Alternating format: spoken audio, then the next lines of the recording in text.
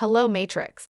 Let's talk about deep learning optimization in a way that is easier to understand. Deep learning optimization is all about finding the best possible settings for a deep neural network to perform a task. Think of it like tuning a guitar. You want to find the perfect string tension to get the right sound. By sticking around, you'll learn about the challenges and solutions in this process. One of the main challenges in deep learning optimization is the vanishing gradients problem. To put it simply, imagine you're playing a game of telephone. You whisper a message to your friend, who passes it along to the next person, and so on. As the message goes down the line, it becomes harder to understand because it gets quieter and quieter. This is similar to what happens in deep neural networks with many layers. The gradients, messages, get smaller and smaller as they pass through the layers, making it difficult to update the weights, string tension in the early layers of the network.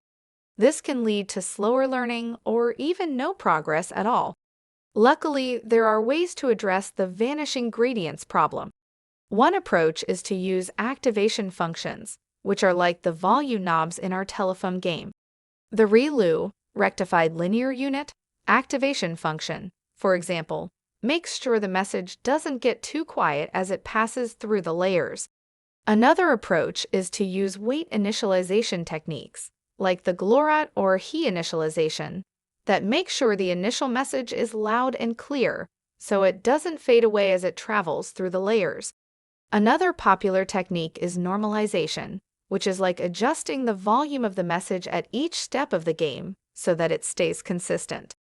Techniques like batch normalization and layer normalization help keep the gradients from becoming too small or too large during the learning process, making it easier for the network to learn.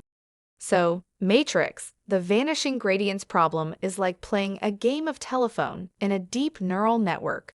But with techniques like activation functions, weight initialization, and normalization, we can make sure the messages, gradients, stay clear and loud, helping the network learn better and faster.